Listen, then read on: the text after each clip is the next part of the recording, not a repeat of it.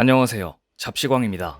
글로벌 자동차 시장의 판도가 요동치고 있습니다. 전통 강자와 신흥 세력의 희비가 갈리며 완성차 시장의 지각 변동이 본격화하는 모습입니다. 가장 표면에 드러나고 있는 변화는 일본 자동차들이 점점 사라지고 중국과 한국의 전기차가 그 자리를 메우고 있다는 점입니다. 최근 한국자동차연구원의 발표에 의하면 올해 1분기 중국 비아디의 글로벌 시장 완성차 판매량은 110만 2천 대로 전년 동기 대비 62.7% 증가했습니다. 지난해 10위였던 비아디는 올해 제너럴모터스, 포드와의 격차를 빠르게 좁히며 글로벌 상위권을 위협했습니다. 지리자동차와 체리자동차 등 다른 중국계 브랜드들도 두 자릿수 증가율을 기록했습니다. 반면 혼다는 같은 기간 91만 1000대를 판매하며 전년 대비 8.7%나 감소한 9위에 머물렀습니다. 더 심각한 건 지난 2022년부터 3년 연속 판매 하락세가 이어지고 있다는 점입니다. 혼다의 부진은 중국 내 일본차 수요 감소와 전동화 전략 부재, 인증 리스크 등이 원인으로 지목됩니다. 일본 혼다가 3년 연속 판매 부진을 보이는 반면 중국 비아디는 1분기 110만 대를 돌파하며 가파른 성장세를 보여 대조를 이루고 있는 가운데 현대차그룹은 163만 대를 판매하며 3위를 지켰습니다. 토요타, 폭스바겐에 이어 글로벌 빅3를 유지한 겁니다. 중국의 비아디는 유럽에서 처음으로 테슬라를 추월하는 등 엄청난 성장세를 보였습니다. 월스트리트 저널에 따르면 지난달 유럽 시장에서 테슬라 판매량은 7,165대로 작년 동월 대비 49% 감소한 반면 비아디는 7,231대로 2배 이상 증가했습니다.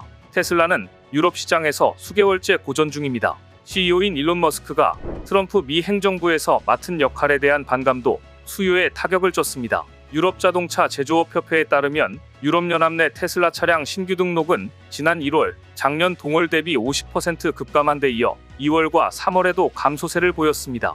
반면 비아디는 EU의 중국산 전기차에 대한 관세 부과에도 불구하고 유럽 시장에서 빠르게 성장하고 있습니다. 그런데 이런 고성장 속에서도 비아디는 이상하게도 35% 가격 인하라는 파격적인 인하를 단행해 테슬라를 더욱 당혹스럽게 만들었습니다. 그렇지 않아도 중국 시장에서 고전하고 있는 테슬라는 이런 파격적인 가격 인하 행사에 자신들도 가격 인하 압박에 놓일 수밖에 없습니다. 중국 승용차협회의 보고서에 따르면 테슬라의 지난 4월 실적은 전년 대비 6% 하락한 것으로 나타났습니다. 즉, 7개월 연속 중국 판매가 감소한 것입니다. 이처럼 경쟁자는 죽을 쓰고 자기들 차는 잘 팔리는데도 비아디가 큰 폭의 가격 인하를 단행하자 자동차 업계에서는 이건 좀 어딘가 이상하다는 분위기였습니다. 상식적으로 잘 팔리면 굳이 가격을 인하할 필요가 없기 때문입니다. 대체 비아디는 왜 그러는 것일까요? 그 답은 최근 중국 자동차 업계 내부에서 폭로되었습니다. 고성장으로 포장된 비아디의 진짜 문제점이 드러나기 시작한 건데요. 최근 중국 자동차 회사 회장의 입에서 중국 부동산 위기의 상징인 부동산 개발업체 헝다가 언급되면서 업계가 충격으로 술렁였습니다. 비단 이러한 경고성 발언만이 아니라 세계 전기차 1위로 우뚝 올라선 비아디의 파격 할인 소식과 현법으로 출고된 가짜 중고차까지 등장하면서 중국 자동차 산업이 심각한 구조적 위기에 빠졌다는 지적이 나오고 있습니다. 문제의 주인공은 창청자동차의 웨이젠진 회장입니다. 지난 23일 웨이젠진 회장은 중국 매체 신랑제경과 인터뷰에서 일부 완성차 업체들이 시가총액과 주가를 올리는 데만 너무 열을 올리고 있다. 자동차 산업에 헝다가 이미 존재하지만 아직 위기가 터지지 않았을 뿐이다. 자동차 산업에 헝다가 이미 존재한다. 그건 누가 들어도 비아디를 뜻하는 것이었습니다. 문어발식 무리한 확장으로 세계에서 가장 많은 빚, 즉 443조 원의 빚을 진 부동산 개발업체로 기록된 헝다는 2021년 경기 둔화 속 자금난으로 파산했고 그때부터 침체에 빠진 중국 부동산 경기가 현재까지도 회복하지 못하고 있습니다. 그런데 웨이젠진 회장은 이날 인터뷰에서 자동차 산업에 헝다가 이미 존재하지만 아직 위기가 터지지 않았을 뿐이다라는 얘기뿐만 아니라 몇 년 사이에 약 4,200만 원짜리 차 가격이 약 2,300만 원까지 떨어졌다. 약 1,900만 원 이상 가격을 낮추고도 품질을 담보할 수 있다는 것은 불가능한 것이라고 쓴소리를 했습니다. 중국 자동차 업계의 구조가 가격 경쟁으로 원가 절감 압박이 심해지면서 품질, 수익성, 공급망이 전부 위협받고 있다는 지적이었습니다. 홍콩 일간 사우스차이나 모닝포스트는 최근 중국 전기차 제조업체 50여 곳 중 비아디, 리오토, 세레스만을 제외하고 모두 적자를 냈다고 보도한 바 있습니다. 사우스차이나 모닝포스트는 JP모건 보고서를 인용해 중국 자동차 제조사들의 4월 평균 16.8%의 할인율을 기록했으며 이는 지난해 평균의 2배에 달하는 역대 최고치라고 밝혔습니다. 한편 공개석상에서 작심 발언을 종종 해온 웨이 회장은 자신을 비판하는 여론에 대해서는 업계가 건강하게 발전할 수 있다면 내가 욕먹는 것은 괜찮다며 발언을 이어갔는데요. 비아디는 자사전기차와 플러그인 하이브리드 모델 22종을 대상으로 최대 34%의 할인 프로모션을 내걸었고, 이러한 극단적인 할인은 중국 토종자동차 업체들뿐만 아니라 테슬라나 폭스바겐 같은 해외 브랜드들에까지 영향을 끼치고 있습니다. 일부 해외 브랜드들은 출혈 경쟁을 버티지 못하고 중국 내 점유율 일부를 사실상 포기하는 실정인 것으로 알려졌는데요. 웨이젠진 회장이 직격한 회사는 누가 봐도 비아디였고, 이 소식이 알려지자 중국 자동차 산업에 대한 업계 안팎의 위기의식은 더욱 커지고 있습니다. 최근 블룸버그 통신은 자동차 가격 경쟁이 중국 내 소비 부진과 중국 경제의 전반적인 침체로 인해 더욱 극심해지고 있다고 지적했는데요. 최근 중국 자동차 시장은 재고 누적과 판매 실적 압박으로 인해 대폭 할인 행사를 펼쳐왔고, 이 때문에 시장은 더욱더 왜곡되어 왔습니다. 이 와중에 중국 자동차 업계에 만연된 비리가 폭로되는 데 기름을 부은 일이 일어났는데, 업계의 공공연한 비밀과도 같았던 주행거리 0km의 중고차 판매 관행까지 폭로되면서 중국 자동차 산업의 또 다른 왜곡된 단면이 수면 위로 드러났습니다. 주행거리 0km 중고차 판매 관행이란 중국에서 판매 실적을 올리기 위해 신차를 출고 처리한 뒤 실제 운행은 하지 않은 상태에서 중고차로 판매하는 수법을 이야기하는 것입니다. 과거에도 이러한 편법은 존재해왔으나 최근 중국 정부가 내수진작을 위해 내세운 신에너지차 보조금 정책과 업체들의 재고 처리 부담 때문에 이런 현상이 심해졌습니다. 웨이 회장도 이에 대해서도 언급했는데, 중국 내 중고차 판매 사이트에 이런 중고차를 취급하는 업체가 3,000곳에서 4,000곳에 달하는 것으로 추산된다고 말했습니다. 이러한 사태는 한마디로 글로벌 시장을 선도하는 중국 전기차 산업이 중국 내부에서는 무리한 확장과 왜곡된 유통구조 속에 이른바 부실성장을 해왔다는 것을 증명하는 사례로, 지금 중국 자동차 업계는 더 이상 피할 곳이 없을 만큼 위기 신호가 곳곳에서 터지고 있는 분위기입니다. 이처럼 논란이 잇따르자 중국 정부가 대응에 나섰습니다.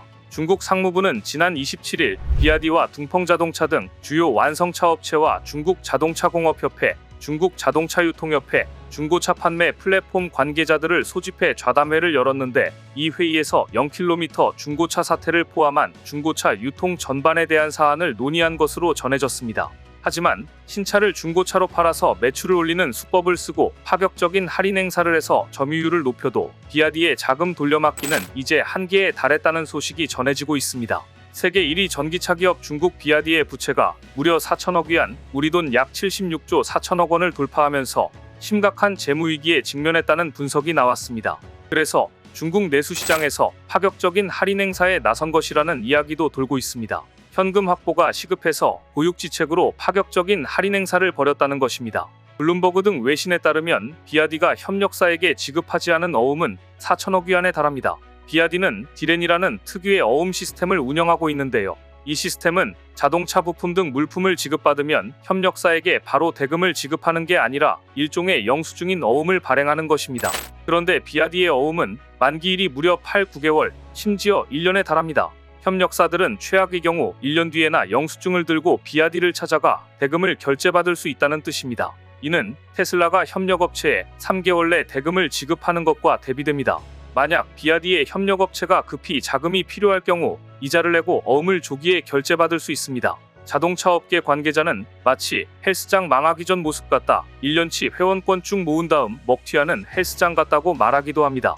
하지만 이 같은 비아디의 기형적인 어음 시스템도 한계에 다다랐다는 징후를 보이고 있습니다. 비아디는 최근 중국에서 전기차 가격을 34% 인하하는 파격 세일을 진행하고 있는데요.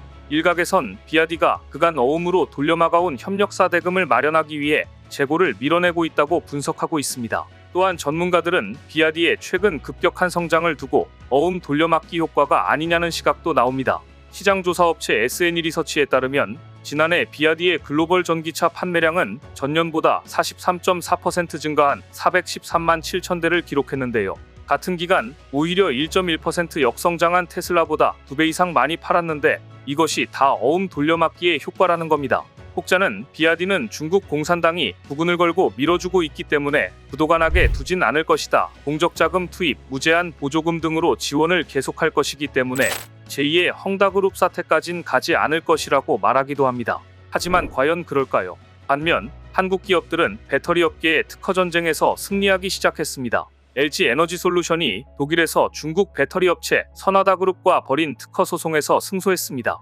LG 에너지솔루션을 대리하는 헝가리 특허관리 전문회사 튤립 이노베이션에 따르면 지난 22일 독일 미넨 지방법원은 회사 측이 선하다를 상대로 낸 배터리 판매 금지 가처분 신청에서 LG 측에 손을 들어줬습니다. 재판부는 중국 배터리 업체 선하다가 LG 에너지솔루션의 분리막 기술 2개를 침해했다고 판단, 이 기술을 적용한 선하다 배터리에 대해 독일 내 판매 금지를 결정했습니다. 아울러 선하다에 잔여 배터리를 회수 및 폐기하고 손해배상을 지급하라고 명령했습니다. 이번 판결은 독일에서 자동차 배터리 관련 첫 금지 명령이었으며 LG 에너지솔루션 등 이 분야의 혁신 리더들이 발명한 기술에 다른 배터리 제조업체가 무임승차할 수 없음을 보여준 판결이었습니다. 판결에 대한 선하다의 항소가 예상되지만 재판부의 이번 결정이 항소심에서도 유지될 것으로 기대하고 있습니다. 이와 별도로 선하다 측도 해당 특허 관련 무효 소송을 독일에서 제기한 상태인데요. 선하다는 작년 기준 글로벌 배터리 시장 점유율 12업체로 소형 리튬이온 배터리와 전기차 리튬인 산철 배터리 등을 중심으로 빠르게 성장하고 있습니다. 하지만 전 세계 2차 전지 기업 중 가장 많은 특허를 보유한 LG 에너지솔루션은 특허 무단 사용에 대해 소송과 경고 등을 통해 강경 대응하겠다는 방침을 밝힌 바 있습니다. LG 에너지솔루션 보유 특허 중 경쟁사가 침해하거나 침해할 것으로 예상되는 전략 특허는 1천여 개이며 이 중 경쟁사의 침해가 확인된 특허만 580건에 달합니다. 한국이 피땀 흘려 개발한 특허를 너무 쉽게 베끼는 중국 업체들에게 철퇴를 내려야 할 때입니다. 중국 반도체 굴기를 상징하는 국유기업으로 통했던 칭화윤희의 창업자인 자오웨이거 전 회장에게 사형 집행유예가 선고됐습니다. 중국 지린성, 지린시 중급인민법원은 국가경제에 수천억 원대 손실을 입히고 국유자산을 불법 점유하는 등 혐의로 기소된 자오 전 회장에 대해 사형의 집행유예 2년을 선고했다고 밝혔습니다. 또 정치적 권리를 영구 박탈하고 전 재산을 몰수할 것을 명령했으며 친인척 불법이익 제공죄로 징역 5년에 벌금 약 20억 원을, 상장회사 이익 침해죄로 징역 3년에 벌금 약 4억 원을 각각 선고했습니다. 법원은 부패 규모가 수천억 원에 달할 만큼 너무 크고 국가에 심각한 손해를 끼쳐 사형이 합당하다고 판시했습니다.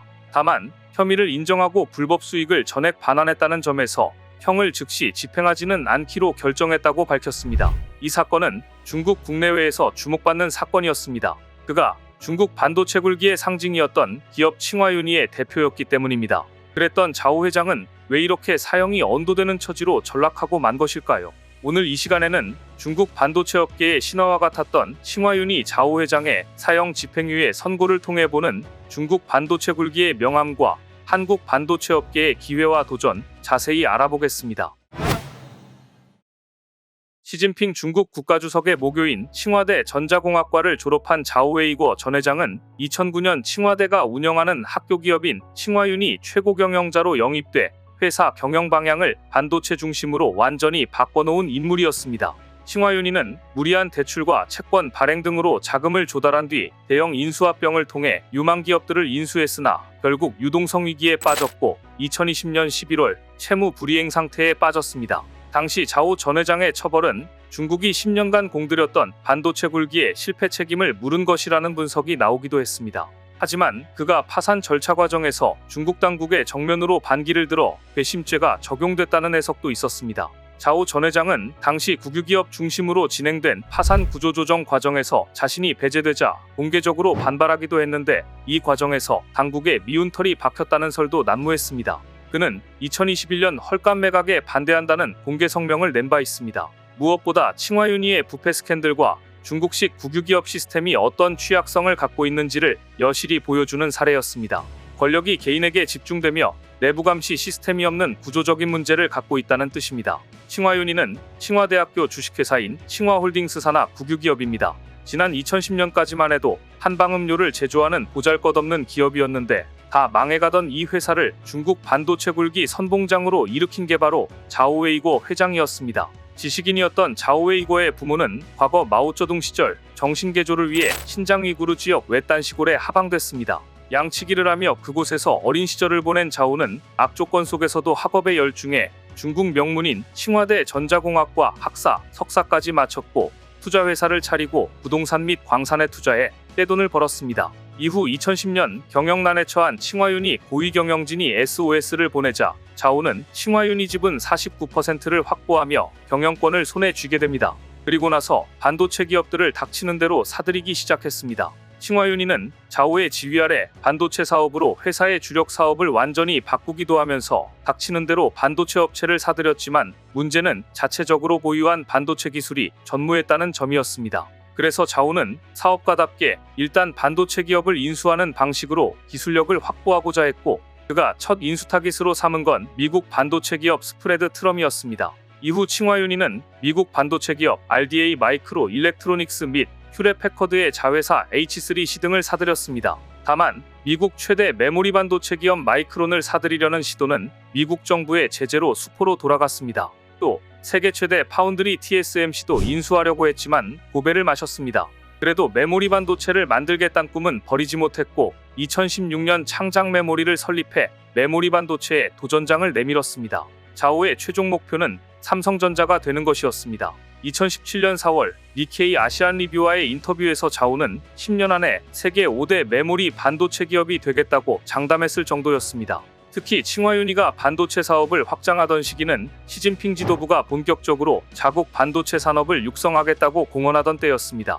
사실상 칭화윤희는 중국 정부가 반도체 굴기의 선봉장으로 적극 미는 대표 기업이었습니다. 믿기지 않지만 중국 경제잡지 재경천하 주간의 잠정 집계에 따르면 2010년부터 칭화윤희의 M&A 건수는 대략 60건이 넘었습니다. 하지만 이러한 맹목적 M&A의 부메랑은 결국 38조 원이라는 막대한 빚더미에 앉게 했고 결국 파산 위기에 몰리게 됩니다. 그리고 중국이 반도체 굴기를 위해 조성한 수십조 원 규모의 정부 투자기금 사업에서 발생한 부패 스캔들의 중심에 칭화윤희가 있다는 사실이 밝혀지면서 결정타를 맞게 됩니다. 중국 정부는 2014년 반도체 기업 등을 지원하는 펀드인 국가집적회로 산업 투자 펀드를 조성했고 중국 내 100여 개 반도체 제조사와 설계사, 패키징사 등에 투자했습니다. 대기금은 소유와 관리를 분리한다는 원칙 아래 자금 조성은 국가집적회로 산업 투자 펀드사가 맡고 투자 업무는 화신투자관리가 맡도록 했지만 결과적으로 부패를 막지 못했습니다. 결국 중국 최대 반도체 기업으로 유명세를 탔던 칭화윤희 그룹의 자오웨이거 전 회장은 당국에 연행됐고 국가경제에 수천억 원대 손실을 입히고 국유자산을 불법 점유한 혐의로 사형에 대해 집행유예 2년을 선고받는 신세가 되고 만 것입니다. 그리고 지금 정부 주도의 중국의 반도체 굴기는 한계에 다다랐다는 게 정설입니다. 중국은 2010년대 10%대였던 반도체 자금률을 2025년까지 70%로 높인다는 목표 아래 국가적으로 반도체 굴기에 나섰지만 중국의 반도체 자금률은 미국의 견제 등으로 인해 10%대에 머무르고 있습니다. 그리고 지금 캐나다 리서치 회사 테크 인사이트에 따르면 중국의 반도체 장비 구매는 3년간의 성장 끝에 2025년에 감소할 것으로 예상됩니다. 이러한 감소는 업계의 과잉 생산과 미국의 수출 통제 강화로 인한 것입니다. 중국은 지난 2년간 410억 달러를 지출하고 2024년 전 세계 매출의 40%를 점유하며 전 세계 반도체 장비 구매를 주도했습니다. 또한 2023년과 2024년 웨이퍼 제조 장비 시장의 주요 성장 동력 역할을 했습니다. 하지만 중국 반도체의 점유율은 급격히 줄고 있습니다. 전문가들은 2025년 중국의 반도체 장비 지출이 380억 달러로 감소하여 6% 감소할 것으로 전망했습니다. 야후 파이낸스의 보도에 따르면 중국의 글로벌 시장 점유율은 20%로 감소하여 2021년 이후 처음으로 감소할 것으로 예상했습니다. 특히 중국 반도체 회사들은 과잉 생산 문제로 커다란 어려움을 겪고 있습니다. 디지타임즈는 중국 반도체 산업이 웨이퍼 팹 과잉으로 인해 2025년에 잠재적인 침체에 직면해 있다고 보도했습니다. 중요한 반도체 장비 시장인 중국의 경기 둔화로 인해 주요 국제 공급업체들이 비즈니스 전략을 수정해야 할 가능성이 높습니다. ASML은 중국이 2024년 3분기 매출의 47%를 차지했지만 2025년에는 이 수치가 20%로 감소할 것으로 예상한다고 보도했습니다. 다른 주요 장비 제조업체들도 내년에 중국에서 급격한 매출 감소를 예상하고 있습니다. 중국은 2023년과 2024년에 소비자 가전 수요 약화로 인해 전반적인 시장이 하락했음에도 불구하고 전 세계 웨이퍼 제조장 비성장을 주도했습니다. 이처럼 중국이 장비를 적극 비축한 이유는 미국의 제재에 대응하기 위한 것이었습니다. 하지만 지금 전문가들은 중국 반도체 업계가 미국의 제재를 뚫기도 어려울 뿐 아니라 메모리 굴기는 한계에 직면했다고 분석합니다. 특히 첨단 분야에서의 격차는 15년이나 된다고 보고 있습니다. 중국 1위 메모리 업체인 창신메모리가 첨단 메모리인 더블 데이터레이트 5 양산에 성공한 것으로 알려지면서 국내 업계에서도 위기감이 고조되고 있지만 반도체 업계에서는 중국이 본격적인 반도체 굴기를 이루기까지 아직은 시간이 남아있다는 평가가 지배적입니다.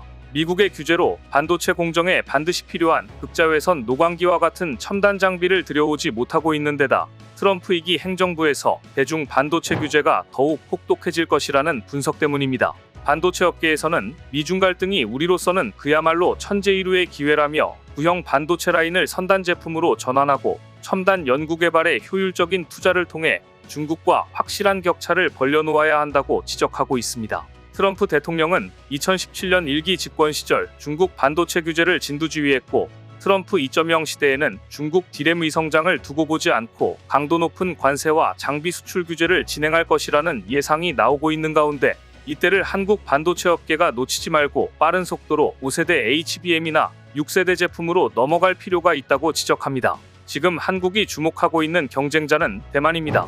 대만은 반도체 제조 분야에서 우위를 점하고 인도, 태평양 지역에서 전략적 위치를 차지하고 있기 때문에 기술 지정학 분야에서 중추적인 위치를 차지하고 있습니다. 글로벌 강대국들이 경제 및 안보 요구사항을 위해 첨단 기술에 점점 더 의존함에 따라 대만은 미국, 중국, 동맹국 등 국가들의 전략적 계산에서 중요한 역할을 하는 국가로 부상했습니다. 중국을 기술 강국으로 탈바꿈시키기 위한 중국의 메이드 인 차이나 2025 이니셔티브는 주요 부문에서 서구의 지배력에 도전하려는 중국의 야망이었습니다. 하지만 중국조차 대만 반도체의 힘을 무시하지 못하고 있습니다. 미중이 서로를 동반자라고 할 때만 해도 TSMC의 입지는 문제가 아니었습니다. 하지만 미중이 신냉전 시대로 치닫고 중국의 대만 침공 우려까지 제기될 정도가 되면서 얘기가 달라지고 있습니다. 반도체 자립을 갈망하는 중국은 최근 수년간 TSMC 기술자들을 빼내갔습니다. 하지만 대륙판 TSMC가 등장했다는 말은 들려오지 않고 있습니다. 반도체 업계에선 강제로 뺏는 것 말고는 그 같은 기업을 다른 곳에 만들 방법은 없다는 말까지 나올 정도로 TSMC는 대만의 중요성을 더욱 부각시켜주는 존재가 되고 있습니다. 애플 아이폰용 부품부터 최강 스텔스 전투기 F-35에 들어가는 군용 반도체까지 TSMC에 의존하는 미국은 TSMC 어르고 달래기에 여념이 없습니다.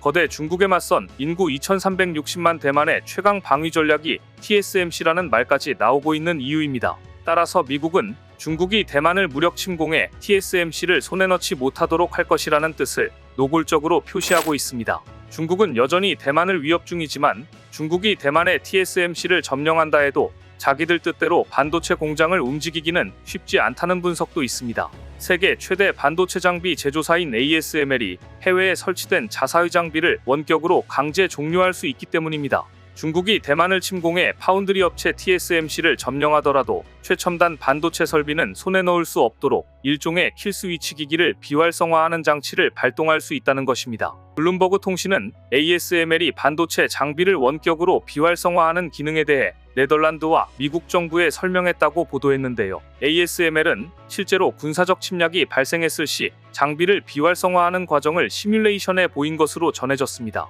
중국, 대만 간 긴장이 다시금 깊어지고 있는 상황에서 미국 정부는 네덜란드, 대만 정부 측에 중국이 대만을 침공해 반도체 기술 장비를 가로챌 가능성에 대한 우려를 표한 것으로 알려졌는데요. ASML은 미 정부를 안심시키기 위해 이 같은 원격 차단 기능을 설명한 것으로 전해졌습니다.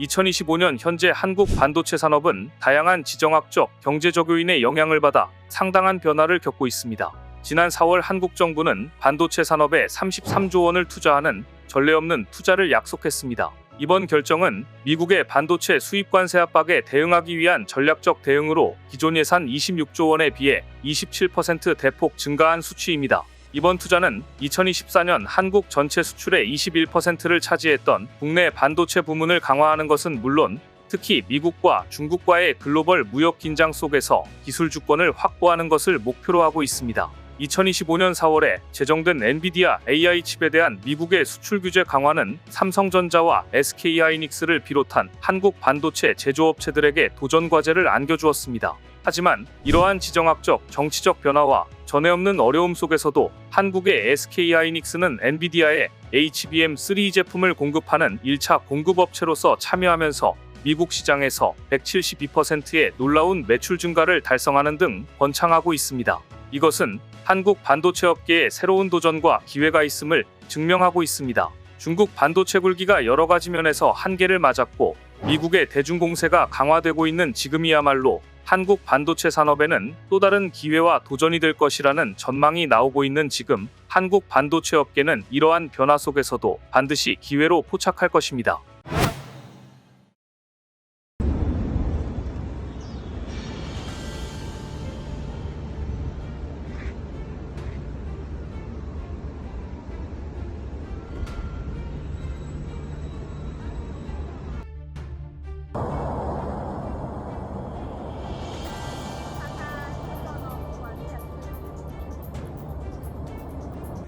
哎，我操！哎呦，我那嘎一人车撞进来了！哎，我操，他一。哎呀，我操！哎呦，他。 안녕하세요. 잡시광입니다. 중국 산둥성 화학공장에서 초대형 폭발 사고가 발생했습니다. 최근 현지 매체들과 중국 응급관리부에 따르면 폭발은 산둥성 가오미시의 유다오 화학회사에서 있었고 응급관리부는 구체적인 사상자 규모를 언급하지 않았습니다. 다만 왕샹시 부장이 인명수색과 화재 진압, 부상자 치료 등을 지시했으며 현장에 소방구조를 위해 차량 55대, 인력 232명이 배치됐다고 했습니다. 하지만 배치된 소방대의 규모를 보면 그곳에서 엄청난 폭발 사고가 났다는 것을 짐작할 수 있었습니다. 보시는 것처럼 목격자들은 검은 버섯구름 연기가 멀리서도 보일 정도로 퍼진 가운데 인근 주민들은 사고 당시 굉음과 흔들림을 느꼈다고 입을 모았습니다. 현지 SNS에 공유된 영상에는 거대한 버섯구름과 함께 화염에 휩싸인 공장과 멀리서도 보일 만큼 퍼진 연기 등 현장 모습이 담겨 있었습니다. 한 식당 관계자는 정오쯤 갑자기 큰 소리를 들었고 가게 안의 유리창이 모두 흔들리고 깨졌다. 폭발 현장과 약 3.5km 떨어진 호텔의 직원도 굉음이 꽤 크게 울리며 쾅하는 소리가 났다고 전했습니다. 약 6km 떨어진 한 공장의 근로자는 굉음과 흔들림이 느껴졌다. 너무 무서워서 밖에 나갈 엄두도 못 냈다. 우리 공장 창문도 깨졌는데 거센 바람이 밀려 들어왔다고 증언했습니다. AP통신에 따르면 공장 폭발로 인한 충격파는 약 7km 거리의 지역 주민도 감지했을 만큼 컸다고 합니다. 중국 매체 신경보는 가오미시 인민병원과 시립병원 등 두 곳에 여러 명의 부상자가 이송됐다고 전했는데 인명피해는 계속 늘고 있습니다. 사고가 난 유다오 화학은 장비 제조업체인 하오마이그룹의 자회사로 2019년 설립됐고 농약, 의약품과 정밀화공 중간재를 개발, 생산하는 업체로 직원은 300여 명이었습니다. 앞서 중국 산둥성에서는 지난 2015년 8월에도 화학공장 폭발 사고로 170여 명의 사상자가 발생한 바 있는데요. 이번 사고의 영상을 보면 핵폭발을 연상케 하는 버섯구름까지 보입니다.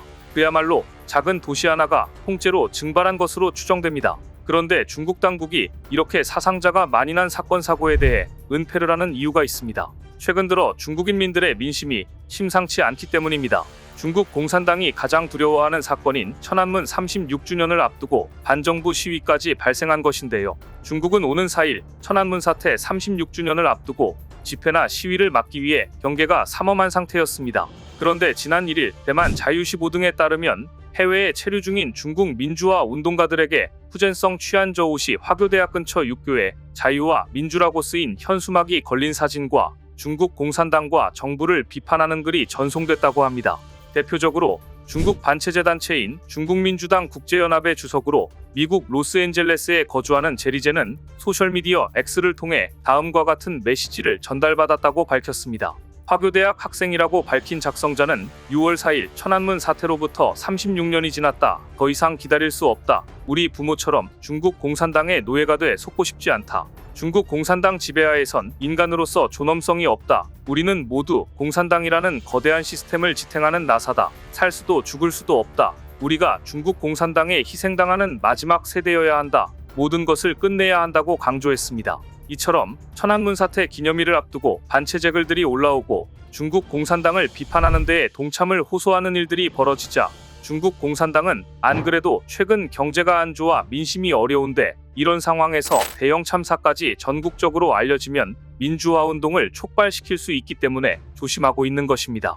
그래서인지 최근 중국 공산당은 그 어느 때보다 치밀하고 적극적으로 민주화 운동가들을 체포하기 위해 움직이고 있습니다. 심지어 미국으로 도피한 민주화 운동가까지 체포할 정도입니다. 얼마 전 미국으로도 피한 홍콩 민주화 활동가의 부친이 딸의 도주자금 마련을 도왔다는 혐의로 홍콩판 국가보안법인 국가안보 수호조례를 위반했다는 혐의로 홍콩 당국에 체포됐습니다. 경찰은 이들 신원을 밝히지 않았으나 홍콩 언론들은 이들이 미국에 거주 중인 민주화운동가 애나걱의 부친과 오빠라고 보도했습니다.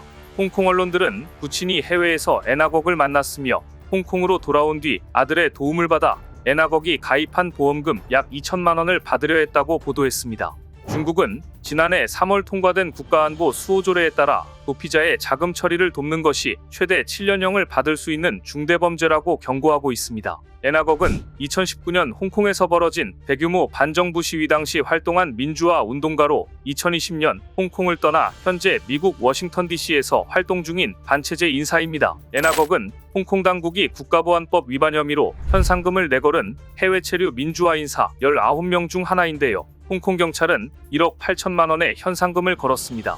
2019년 홍콩 반정부 시위에 놀란 중국 당국은 이듬해 국가 차원에서 홍콩 국가보안법을 제정해 국가분열 등 4가지 범죄를 최고 무기징역형으로 처벌할 수 있도록 했습니다.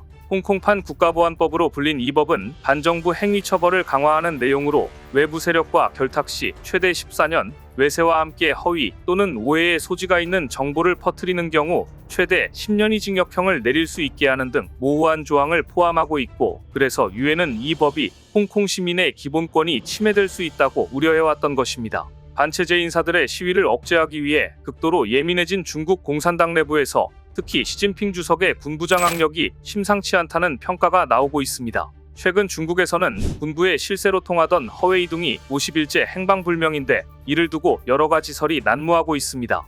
허웨이둥 부주석의 이례적인 부상은 2022년 당대회 전부터 회자된 바 있습니다. 당시 중국 SNS에서는 허웨이둥은 여러모로 행운이 따랐지만 가장 운이 좋았던 것은 퇴역 연령 직전에 또 승진한 것이다 라는 내용의 글이 유포되기도 했습니다. 이 글은 허 부주석이 2019년 말 동부전구 사령관으로 승진하고 2022년 당대회에서 예상 밖으로 중앙군사위 위원 및 정치국 위원으로까지 파격 승진한 배경에 시진핑 주석의 신의손이 작용했음을 시사하고 있었습니다. 그랬던 인물이 실종된 겁니다. 더구나 허웨이둥의 실종은 국내 시진핑 대표로 불리던 랴오화 중앙군사위원회 정치공작부 주임이 정직된 지 5개월 만에 발생한 일이었기 때문에 더욱더 큰 충격을 주고 있습니다. 몇몇 언론들은 허웨이둥의 실종이 시진핑 주석 체제 내부의 권력투쟁이나 숙청 가능성마저 제기된다고 보도했습니다.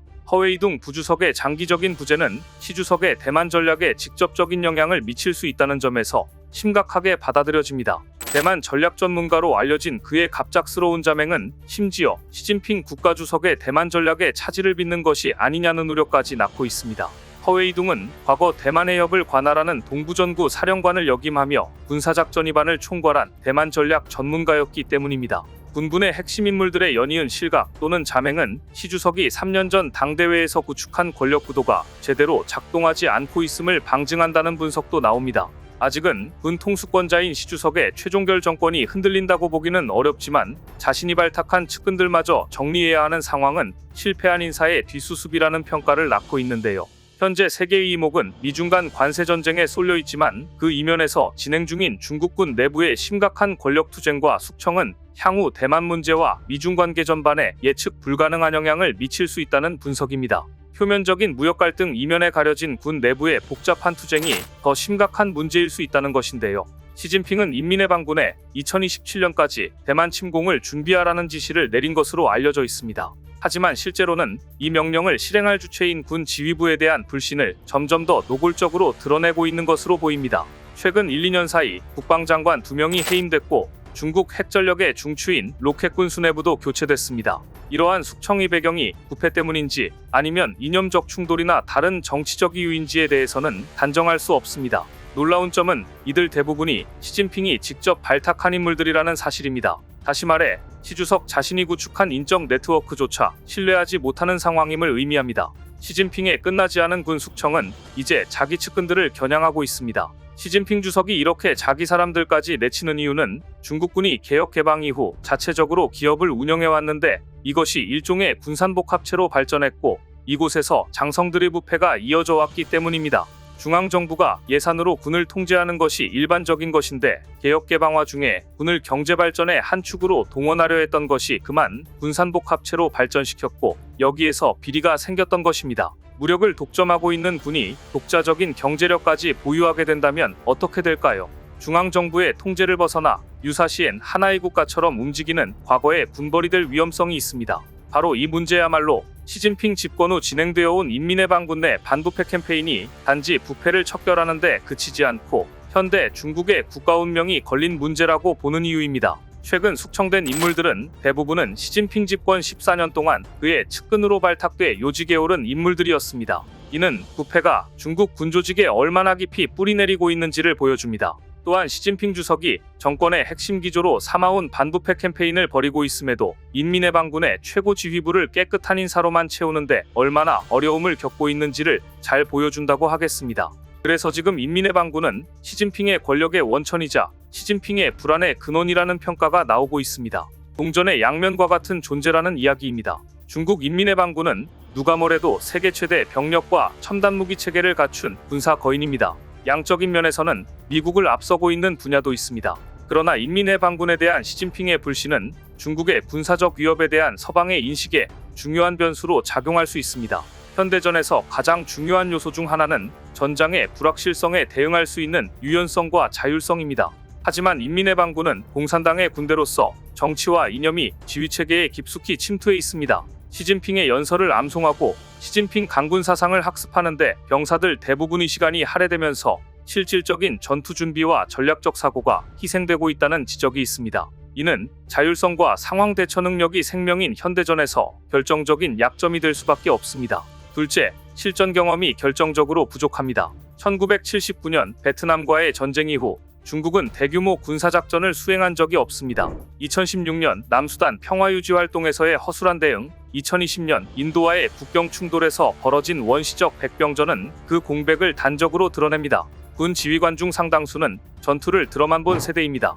시진핑 주석이 인민의 반군이 평화병에 걸렸다고 비판한 것은 이러한 맥락에서 이해할 수 있습니다. 즉 인민의 반군이 현대전에서 요구되는 복합적 전투 능력과 지휘 역량이 모두 부족하다, 이렇게 정리할 수 있습니다. 그런 면에서 우크라이나 전쟁은 시진핑에게 두 가지 중요한 교훈을 안겨줬습니다. 첫째, 단순한 군사력 우위만으로는 의지가 강한 국가를 제압할 수 없다는 점. 둘째, 정치적으로 통제된 군대, 즉 러시아군의 허점과 부패가 전장에서 치명적인 약점으로 드러난다는 사실입니다. 대만 해협의 긴장 속에서 시진핑의 최대 고민은 역설적으로 외부의 적이 아니라 내부의 신뢰 문제일지 모릅니다. 마오쩌둥의 명제처럼 모든 권력은 총구에서 나올 수 있지만 그 총을 들고 있는 손을 믿을 수 없다면 어떤 전쟁도 시작하기 어렵습니다. 군사력은 병력의 의지, 지휘부의 역량, 그리고 예측 불가능한 전황을 관리할 수 있는 체계와 신뢰 위에서만 효과를 발휘합니다. 지금 시진핑 주석에게 진짜 전쟁은 대만이 아닌 자신의 군대와의 신뢰 전쟁일지도 모릅니다. 오늘 준비한 소식은 여기까지입니다. 댓글을 통한 여러분들의 많은 의견 기다리겠습니다. 시청해주셔서 감사합니다.